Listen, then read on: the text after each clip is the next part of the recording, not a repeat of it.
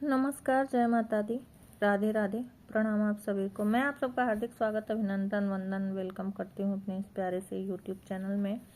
आज हम बात करेंगे, पहले हम आते हैं अपने श्लोक पे। गीता के प्रथम अध्याय का दूसरा श्लोक। पश्यताम पांडुपुत्राणाम आचार्य महतिम चमूम व्यूढ़ाम द्रुपद पुत्रिण तव शिषेण धीमता।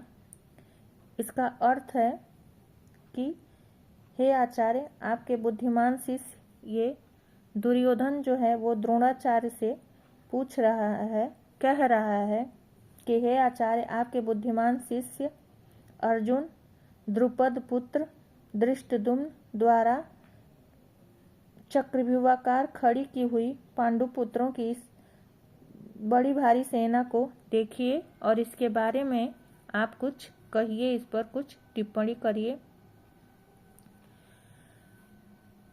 अर्जुन की सेना को देख करके, क्योंकि द्रोणाचार्य अर्जुन से युद्ध नहीं करना चाहते थे, उनको वो जबरदस्ती युद्ध में खड़ा हुआ है। कभी कभी क्या होता है कि एक ही घर में 4 लोग हैं तो एक आदमी सही होता है और एक गलत होता है। बजाय सही का साथ देने के लिए घर के अधिकांश सदस्य जो गलत व्यक्ति होता है उसके सपोर्ट में खड़े हो जाते हैं। ये माना गया, ये इसका इतिहास गवाह रहा है। आप महाभारत का युद्ध देख लीजिए कि पांडुपुत्र सही थे, बावजूद इसके उनके साथ खड़े होने की बजाय सारे जो भी बड़े लोग थे, पितामह भीष्म हुए, द्रोणाचार्य हुए, वो बजाय कि अर्जुन की तरफ से खड़े हों, सच्चाई की तरफ से खड़े हों, वो दुर्योधन की तरफ से खड़े हुए। यही पहले भी होता था, यही आज भी हो रहा है। यदि घर में 4 लोग हैं, एक व्यक्ति अगर सही है तो पूरा परिवार उसका दुश्मन बना होता है, और जो व्यक्ति गलत होता है पूरे परिवार के लोग उसके सपोर्ट में खड़े हो जाते हैं। ऐसा मैं अपने पर्सनल अनुभव से कह रही हूँ। आपके साथ क्या होता है मुझे नहीं मालूम, पर मैंने ऐसा देखा है कि यदि घर में 4 लोग हैं, जो व्यक्ति गलत हुआ उसके सपोर्ट में सारे लोग खड़े रहेंगे, चाहे वो गलत ही है, वो गलत कर रहा है, फिर भी सारे लोग उसके सपोर्ट में खड़े हैं। और जो सही व्यक्ति है वो अकेला ये निहत्था हो जाता है, अकेला हो जाता है। यही इतिहास में पहले भी हुआ है और यही आज भी होता है। तो हमें सच्चाई का साथ देना चाहिए, न कि गलत व्यक्ति का साथ दें। हमें जो सही है उसके साथ खड़े होना चाहिए, हमें अपने कर्म सही करने चाहिए। अच्छा, आप दूसरे के साथ क्यों खड़े हो जाते हैं, गलत के साथ क्यों खड़े हो जाते हैं? ताकि आपसे भी भगवान को अच्छे कर्म नहीं करवाने हैं। और क्योंकि यदि आप सही के साथ खड़े हो जाएंगे तो आपके कर्म अच्छे हो जाएंगे, इसलिए भगवान नहीं चाहते हैं कि आपके द्वारा अच्छे कर्म हों। तो ऐसा आपकी मति में डाल देते हैं कि जो भी व्यक्ति गलत है आप उसी के साथ खड़े होते हैं, सही वाले के साथ आप नहीं खड़े होते हैं।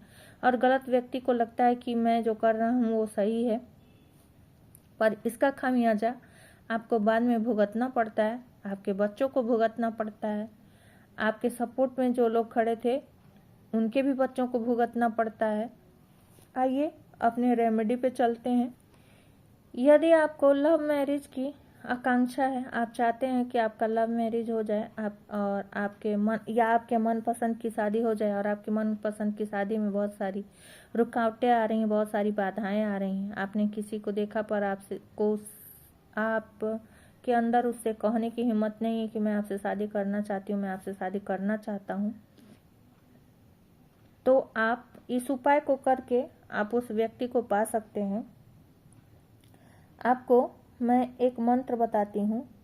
ओम नमो भगवते रुक्मणी वल्लभाय स्वाहा, ओम नमो भगवते रुक्मणी वल्लभाय स्वाहा। आप इस मंत्र का 108 बार जाप करेंगे, और इस मंत्र को जाप करते समय आपका मुंह जो है पूर्व दिशा की ओर होना चाहिए। आप एक घी का दीपक जलाएंगे, दीपक में लाल या पीली बाती आप लगाएंगे, और आप वहाँ बैठ जाएंगे एक लाल आसन लगा करके पूर्व दिशा की तरफ मुंह करके, और इस मंत्र का 108 बार आपको, मतलब इसका एक माला आपको नित्य प्रति 51 डेज लगातार कंटिन्यू आपको जाप करना है, बीच में छूटना नहीं चाहिए।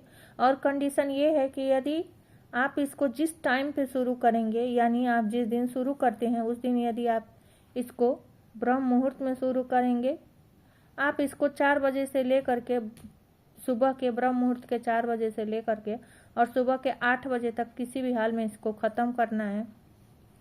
यदि आप 4 बजे बैठते हैं, यदि आप 5 बजे बैठते हैं, तो आप जिस टाइम पे पहले दिन बैठेंगे आपको नेक्स्ट डे भी उसी टाइम पे बैठना पड़ेगा और आपको लगातार 51 दिन उसी टाइम पे बैठ करके इस जाप को पूरा करना पड़ेगा। और आप देखेंगे कि आपकी शादी 100% आपके मन मुताबिक व्यक्ति से हो जाएगी। आज के लिए बस इतना ही। राधे राधे।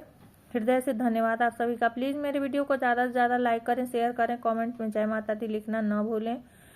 इसको ज़्यादा से ज़्यादा आप शेयर करिए ताकि और दूसरे लोगों को भी इसका लाभ मिले। और मेरे चैनल को ज़्यादा से ज़्यादा सब्सक्राइब करें। ये भी एक भलाई का काम है, इसका लाभ आपको अवश्य मिलेगा। दूसरों पे परोपकार करते रहें, दूसरों का भला करते रहें, जानवरों की सेवा करते रहें, पेड़ पौधे ज़्यादा से ज़्यादा लगाएं, पानी ज़्यादा से ज़्यादा पिएं, अपने संबंधों को मधुर रखें, अपनी वाणी को मधुर रखें, जानवरों की सेवा करते रहें, चिड़ियों को दाना डालना न भूलें, गाय को रोटी डालना न भूलें, कुत्ते को रोटी डालना न भूलें, दूसरों का भला करते रहें।